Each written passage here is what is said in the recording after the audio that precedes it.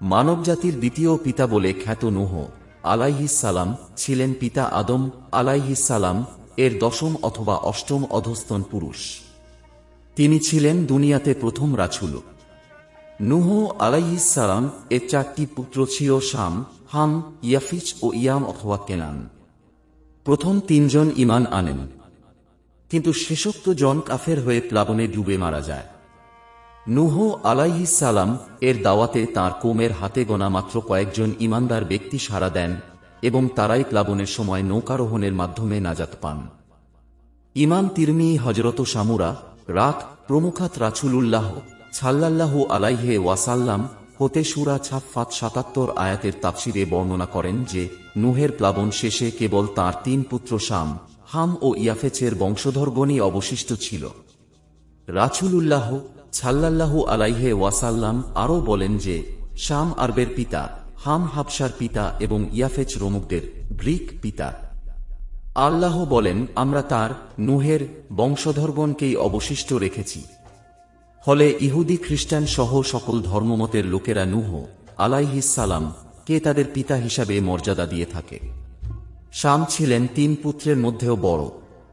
তাঁর বংশধরগণের মধ্যেই ছিলেন হযরত ইব্রাহিম, ইসমাইল, ইসহাক এবং ইসমাইলের বংশধর ছিলেন মানবজাতির শ্রেষ্ঠ সন্তান হযরত মুহাম্মদ সাল্লাল্লাহু আলাইহি ওয়াসাল্লাম। ইসহাকের বংশধরগণের মধ্যে ছিলেন ইয়াকুব, ইউসুফ, মুসা, দাউদ, সুলাইমান, ইউনুস, ইলিয়াস, ঈসা প্রমুখ নবী ও রাসূলগণ। হাম ও ইয়াফেচের বংশধরগণের নিকটে প্রেরিত নবীগণের নাম জানা যায়নি। তবে আরবদের মধ্যকার চারজন নবী ছিলেন হুদ, সালেহ, শুআয়ব ও মুহাম্মদ সাল্লাল্লাহু আলাইহি ওয়াসাল্লাম। অধিকাংশ সাহাবীর মতে নূহ আলাইহিস সালাম ছিলেন ইদ্রিস আলাইহিস সালাম এর পূর্বেকার নবী। তিনিই ছিলেন জগতের প্রথম রাসূল। ইবনু আব্বাস রাজিয়াল্লাহু তাআলা আনহু বলেন, তিনি ৪০ বছর বয়সে নবুয়ত প্রাপ্ত হন এবং মহাপ্লাবনের পর ৬০ বছর জীবিত ছিলেন। ফলে সুদীর্ঘকাল যাবৎ তিনি নবী হিসাবে শিরকে নিমজ্জিত হঠকারী কওমকে দাওয়াত দেন। প্লাবনের পর তাঁর সাথে নৌকারোহী মুমিন নরনারীদের মাধ্যমে পৃথিবীতে নতুনভাবে আবাদ শুরু হয় এবং তাদেরকে তিনি সত্যের পথে পরিচালিত করেন। এ কারণে তাঁকে মানব জাতির দ্বিতীয় পিতা বলা হয়। আদম আলাইহিস সালাম ৯৬০ বছর বেঁচে ছিলেন এবং নূহ আলাইহিস সালাম ৯৫০ বছর জীবন পেয়েছিলেন।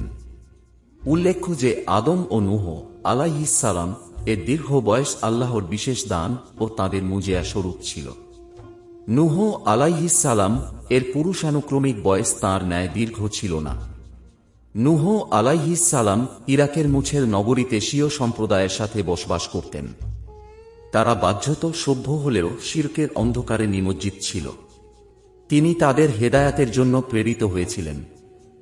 উল্লেখ্য যে হযরত নূহ আলাইহিস সালাম সম্পর্কে পবিত্র কুরআনের ২৮টি সূরায় ৮১টি আয়াতে বর্ণিত হয়েছে। আদম এর সময়ে ঈমানের সাথে শিরক ও কুফরের মোকাবিলা ছিল না। তখন সবাই তৌহিদের অনুসারী একই উম্মতভুক্ত ছিল। তাঁর শরিয়াতের অধিকাংশ বিধানই ছিল পৃথিবী আবাদকরণ ও মানবীয় প্রয়োজনাদির সাথে সম্পৃক্ত। কিন্তু কালের বিবর্তনে মানুষের মধ্য শিরকের অনুপ্রবেশ ঘটে। নূহের কওম ওয়াদ, সুওয়া, ইয়াগুজ, ইয়াউকো ও নাসর প্রমুখ মৃত নেককার লোকদের ওসিলায় আখেরাতে মুক্তি পাবার আশায় তাদের পূজা শুরু করে। এই পূজা তাদের কবরেও হতে পারে কিংবা তাদের মূর্তি বানিয়েও হতে পারে। মুহাম্মদ ইবনু কায়েস বলেন, আদম ও নূহ আলাইহিস সালাম এর মধ্যবর্তী সময়কালের এই পাঁচজন ব্যক্তি নেককার ও সৎকর্মশীল বান্দা হিসাবে প্রসিদ্ধ ছিলেন। তাদের মৃত্যুর পর ভক্ত অনুসারীগণকে শয়তান এই বলে প্ররোচনা দেয় যে এইসব নেককার মানুষের মূর্তি সামনে থাকলে তাদের দেখে আল্লাহর প্রতি ইবাদতে অধিক আগ্রহ সৃষ্টি হবে। ফলে তারা তাদের মূর্তি বানায়। অতঃপর উক্ত লোকদের মৃত্যুর পরে তাদের পরবর্তীগণ শয়তানের ধোঁকায় পড়ে ওই মূর্তিগুলিকেই সরাসরি উপাস্য হিসাবে পূজা শুরু করে দেয়। তারা এইসব মূর্তির অশিলায় বৃষ্টি প্রার্থনা করত। আর এভাবেই পৃথিবীতে প্রথম মূর্তি পূজার শিরকের সূচনা হয়। ইমাম বুখারী রহমতুল্লাহ হযরত আব্দুল্লাহ ইবনে আব্বাস রাজিয়াল্লাহু তাআলা আনহু হতে বর্ণনা করেন, তিনি বলেন যে এই লোকগুলি হযরত নূহ আলাইহিস সালাম এর যুগের নেককার ব্যক্তি ছিলেন। তাদের মৃত্যুর পর শয়তান তাদের অনুসারীদের এই মর্মে ধোঁকা দিল যে এদের বসার স্থানগুলিতে এক একটি মূর্তি বানাও ও তাদের নামে নামকরণ করো। লোকেরা তাই করল। এই মূর্তিগুলি পরবর্তীকালে আরবদের মধ্যেও চালু ছিল। ওয়াদ ছিল বনু কালবের জন্য দুমাতুল জান্দালে, সুওয়া ছিল বনু হুয়াইলের জন্য, ইয়াগুত ছিল বনু বুত্তায়েফের জন্য জুরুফ নামক স্থানে, ইয়াউকো ছিল বনু হামদানের জন্য এবং নাসর ছিল হিমিয়ার গোত্রের বনু জিকালায়ের জন্য। ওয়াদ ছিল এদের মধ্যে প্রথম এবং সর্বাধিক নেককার ব্যক্তি। তিনি মারা গেলে লোকেরা তার প্রতি ভক্তিতে কান্নায় ভেঙে পড়ে। শয়তান এই সুযোগ গ্রহণ করে এবং লোকদেরকে তার মূর্তি বানাতে প্ররোচনা দেয়। ফলে ওয়াদের মূর্তি হল পৃথিবীর সর্বপ্রথম মূর্তি, আল্লাহকে বাদ দিয়ে যার পূজা শুরু হয়। অতএব পৃথিবীর প্রাচীনতম শিরক হল নেককার মানুষের কবর অথবা তাদের মূর্তি পূজা, যা আজও প্রায় সকল ধর্মীয় সমাজে চালু আছে এবং বর্তমানে যা মুসলিম সমাজে স্থান পূজা, কবর পূজা, ছবি প্রতিকৃতি, মিনার ও ভাস্কর্য পূজায় রূপ নিয়েছে। উক্ত পাঁচটি মূর্তির মাহাত্ম্য ও তাদের প্রতিভক্তি লোকদের হৃদয়ে এমনভাবে প্রথিত হয়েছিল যে তারা বিভিন্ন গুরুত্বপূর্ণ বিষয়ে এবং পারস্পরিক চুক্তি সম্পাদনকালে তাদের নাম উল্লেখ করত। এতদ্ব্যতীত তারা নানাবিধ সামাজিক অনাচারে ডুবে গিয়েছিল। সম্প্রদায়ের এইরূপ পতন দশায় আল্লাহ তাদের হেদায়াতের জন্য নূহ আলাইহিস সালাম কে রাসূল হিসাবে প্রেরণ করেন। আল্লাহ বলেন, আমরা নূহকে তার কওমের নিকটে প্রেরণ করলাম তাদের উপরে মর্মান্তিক আযাব নাইল হওয়ার পূর্বেই তাদেরকে সতর্ক করার জন্য। নূহ তাদেরকে বলল, হে আমার জাতি, আমি তোমাদের জন্য স্পষ্ট সতর্ককারী। এ বিষয়ে যে তোমরা আল্লাহর ইবাদত করো, তাকে ভয় করো এবং আমার আনুগত্য করো। তাতে আল্লাহ তোমাদের পাপসমূহ ক্ষমা করবেন এবং নির্দিষ্ট সময় পর্যন্ত অবকাশ দিবেন। তবে এটা নিশ্চিত যে আল্লাহর নির্ধারিত সময় যখন এসে যাবে তখন তা এতটুকুও পিছানো হবে না, যদি তোমরা তা জানতে। অতঃপর তিনি তাদেরকে শিরক পরিত্যাগ করে পরিপূর্ণভাবে আল্লাহর ইবাদতে ফিরিয়ে আনার জন্য বান্দার উপরে আল্লাহর অসংখ্য অনুগ্রহ অগণিত নেয়ামতরাজির কথা স্মরণ করিয়ে দিয়ে বলেন, তোমরা কি লক্ষ্য করো না আল্লাহ কিভাবে শক্ত আকাশ স্তরে স্তরে সৃষ্টি করেছেন? সেখানে তিনি চন্দ্রকে রেখেছেন আলো রূপে এবং সূর্যকে রেখেছেন প্রদীপ রূপে। আল্লাহ তোমাদেরকে মাটি থেকে উদ্গত করেছেন, অতঃপর তাতে ফিরিয়ে নিবেন, আবার পুনরুত্থিত করবেন। আল্লাহ তোমাদের জন্য জমিনকে করেছেন বিছানা সদৃশ, যাতে তোমরা চলাফেরা করতে পারো প্রশস্ত রাস্তাসমূহে। নূহ আলাইহিস সালাম স্বীয় কওমকে দিনরাত দাওয়াত দিতে থাকেন। তিনি তাদেরকে প্রকাশ্যে ও গোপনে বিভিন্ন পন্থায় ও পদ্ধতিতে দাওয়াত দেন, কিন্তু ফলাফল হয় নিতান্ত নৈরাশ্যজনক। তাঁর দাওয়াতে অতিষ্ঠ হয়ে তারা তাঁকে দেখলেই পালিয়ে যেত, কখনো কানে আঙ্গুল দিত, কখনো তাদের চেহারা কাপড় দিয়ে ঢেকে ফেলত। তারা তাদের হঠকারিতা ও জিদে অটল থাকত এবং চরম ঔদ্ধত্য প্রদর্শন করত। একসময় কওমের সর্দাররা লোকদের ডেকে বলল, খবরদার, তোমরা তোমাদের পূর্বপুরুষদের পূজিত উপাস্য ওয়াদ, সুওয়া, ইয়াগুচ, ইয়াউক ও নাসরকে কখনোই পরিত্যাগ করবে না। এভাবে তারা বহু লোককে পথভ্রষ্ট করে এবং তাদের ধনবল ও জনবল দিয়ে নূহের বিরুদ্ধে ভয়ানক সব চক্রান্ত শুরু করে। কওমের অবিশ্বাসী নেতারা জনগণকে বিভ্রান্ত করার জন্য নূহ আলাইহিস সালাম এর বিরুদ্ধে 5টি আপত্তি উত্থাপন করেছিল, যথা: 1. আপনি তো আমাদের মতোই একজন মানুষ, নবী হলেও তো ফেরেশতা হতেন। 2. আপনার অনুসারী হল আমাদের মধ্যকার হীন ও কম বুদ্ধিসম্পন্ন লোকেরা। 3. কওমের উপরে আপনাদের কোনো প্রাধান্য পরিদৃষ্ট হয় না। 4. আপনার দাওয়াত আমাদের বাপদাদাদের রীতি বিরোধী। 5. আপনি আসলে নেতৃত্বের অভিলাষী, অতএব আপনাকে আমরা মিথ্যাবাদী মনে করি। জনগণকে খেপিয়ে তোলার জন্য নূহের দাওয়াতকে ক্ষমতালোভী রাজনৈতিক আন্দোলন বলে আখ্যায়িত করে কাফের নেতারা বলল, এ লোক তো তোমাদের মতোই একজন মানুষ, আসলে সে তোমাদের উপরে নেতৃত্ব করতে চায়। আল্লাহ ইচ্ছা করলে তো একজন ফেরেশতা পাঠাতে পারতেন। তাছাড়া এ লোক যেসব কথা বলছে তা তো আমরা আমাদের বাপদাদাদের কাছে কখনো শুনিনি। আসলে লোকটার মধ্যে পাগলামি রয়েছে কিংবা তার সাথে কোন জিন রয়েছে। অতএব তোমরা এ ব্যক্তির দিকে ভ্রুক্ষেপ করো না, বরং কিছুদিন অপেক্ষা করো। এভাবে তারা তাকে সরাসরি পাগল বলে এবং প্রাণে মারার হুমকি দেয়। গোত্রের নেতাদের উপরোক্ত আপত্তি ও অপবাদসমূহের জবাবে নূহ আলাইহিস সালাম বলেন, হে আমার কওম, আমি যদি আমার প্রভুর পক্ষ হতে স্পষ্ট দলিলের উপরে থাকি, আর তিনি যদি তাঁর পক্ষ হতে আমাকে রহমত দান করেন, আর সেসব থেকে যদি তোমাদের চক্ষু অন্ধ থাকে, তাহলে কি আমি তা তোমাদের ইচ্ছার বিরুদ্ধে তোমাদের উপরে চাপিয়ে দিতে পারি? এ কথা দ্বারা বোঝানো হয়েছে যে নবুয়াত ও রিসালাত চেয়ে পাওয়া যায় না। এটা সম্পূর্ণরূপে আল্লাহর ইচ্ছাধীন। তিনি মানুষের জন্য কোন ফেরেশতাকে নয়, বরং তাঁর মনোনীত কোন মানুষকেই নবী করে পাঠিয়ে থাকেন স্পষ্ট দলিল প্রমাণ সহকারে। নূহ আলাইহিস সালাম তাঁর কওমকে আরও বলেন, তোমরা কি এ বিষয়ে আশ্চর্যবোধ করছো যে তোমাদের পালনকর্তার পয়গাম তোমাদের মধ্য থেকেই একজনের মাধ্যমে তোমাদের কাছে এসেছে, যাতে সে তোমাদের ভীতি প্রদর্শন করে ও তার ফলে তোমরা আল্লাহর অনুগ্রহ প্রাপ্ত হও। আল্লাহ বলেন, কিন্তু তারা নূহকে মিথ্যা সাব্যস্ত করে। তখন আমরা তাকে ও তার নৌকারোহী সাথীদেরকে মুক্ত করি এবং আমাদের আয়াতসমূহে মিথ্যারোপকারীদের ডুবিয়ে মারি। আল্লাহ বলেন, যদি আমরা কোনো ফেরেশতাকে রাসূল করে পাঠাতাম, তবে সে মানুষের আকারেই হতো।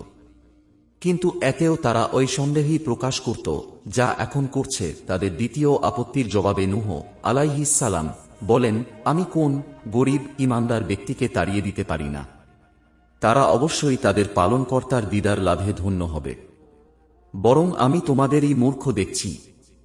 হে আমার কওম, আমি যদি ওইসব লোকদের তাড়িয়ে দেই, তাহলে কে আমাকে আল্লাহর পাকড়াও থেকে রক্ষা করবে? তোমরা কি উপদেশ গ্রহণ করবে না? তৃতীয় আপত্তির জবাবে তিনি বলেন, তোমাদের দৃষ্টিতে যারা দিনহীন অবাঞ্ছিত ব্যক্তি, তাদেরকে আল্লাহ কোনো রূপ কল্যাণ দান করবেন না। তাদের মনের কথা আল্লাহ ভালো করেই জানেন। সুতরাং এমন কথা বললে আমি অন্যায়কারীদের অন্তর্ভুক্ত হয়ে যাব। অতএব দুনিয়াবী প্রাধান্য মূলত কোনো প্রাধান্য নয়। পরকালীন উচ্চ মর্যাদাই হল প্রকৃত মর্যাদা। চতুর্থ আপত্তির জবাবে তিনি পয়গম্বর সুলভ উত্তর দিয়ে বলেন, হে আমার কওম, আমার মধ্যে কোনই পথভ্রষ্টতা নেই, বরং আমি বিশ্বপালকের পক্ষ হতে প্রেরিত রাসূল। আমি তোমাদের নিকটে আমার প্রভুর রিসালাত পৌঁছে দেই এবং আমি তোমাদেরকে সদুপদেশ দিয়ে থাকি, কেননা আমি আল্লাহর পক্ষ থেকে এমন বিষয় জানি যা তোমরা জানো না। অতএব আল্লাহ প্রদত্ত রিসালাত তথা ওহীর বিধান পালন করা ও তা জনগণের নিকটে পৌঁছে দেওয়াই আমার দায়িত্ব ও কর্তব্য, পিতৃধর্ম পালন করা নয়। অতঃপর নেতৃত্ব লাভের আশায় নূহ আলাইহিস সালাম লোকদের নিকটে দাওয়াত দিচ্ছেন মর্মে তাদের পঞ্চম আপত্তির জবাবে তিনি স্পষ্ট ভাষায় বলে দেন যে, এই দাওয়াতের বিনিময়ে আমি তোমাদের কাছে কোনো মালদৌলত বা কোনো বিনিময় কামনা করি না। আমার পুরস্কার তো কেবল বিশ্বপালকের আল্লাহর নিকটেই রয়েছে। বলা বাহুল্য, নূহ আলাইহিস সালাম এর এই দোয়া আল্লাহ সাথে সাথে কবুল করেন, যার ফলে তারা ধ্বংস ও নিশ্চিহ্ন হল এবং কেবলমাত্র মুষ্টিমেয় মুমিন নরনারী মুক্তি পেলেন। বর্তমান পৃথিবীর সবাই তাদের বংশধর। আল্লাহ বলেন, তোমরা তাদের বংশধর যাদেরকে আমরা নূহের সাথে নৌকায় সওয়ার করিয়েছিলাম।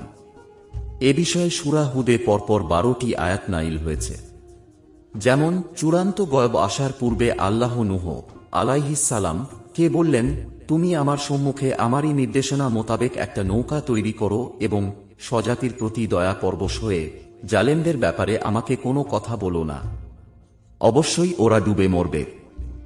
আল্লাহ বলেন, অতঃপর নূহ নৌকা তৈরি শুরু করল। তার কওমের নেতারা যখন পাশ দিয়ে যেত, তখন তারা তাকে বিদ্রূপ করত। নূহ তাদের বলল, তোমরা যদি আমাদের উপহাস করে থাকো, তবে জেনে রেখো তোমরা যেমন আমাদের উপহাস করছো, আমরাও তেমনি তোমাদের উপহাস করছি।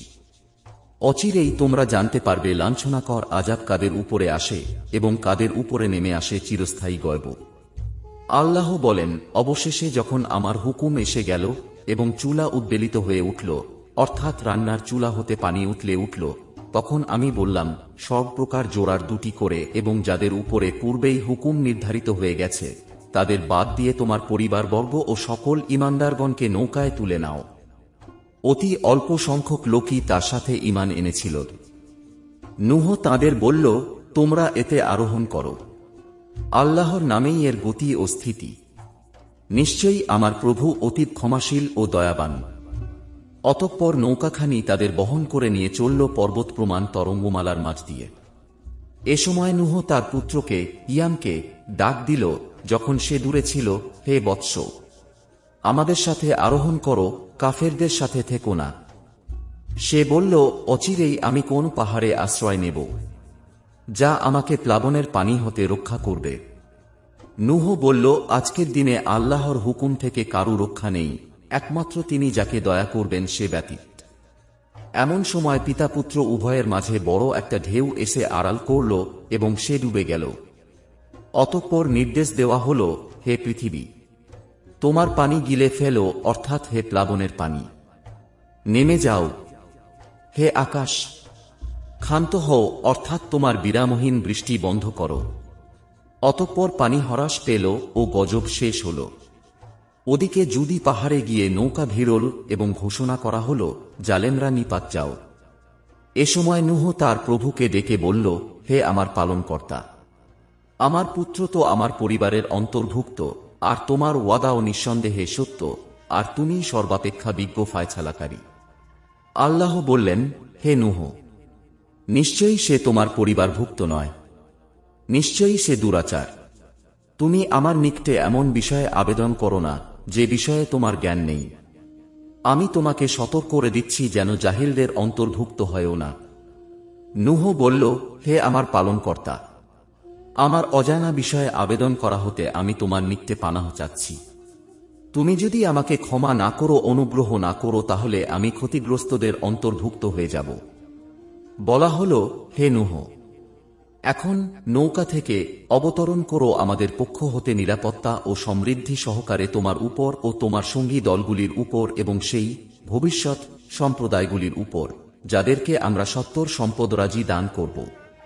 অতঃপর তাদের উপরে আমাদের পক্ষ হতে মর্মান্তিক আয়াত স্পর্শ করবে।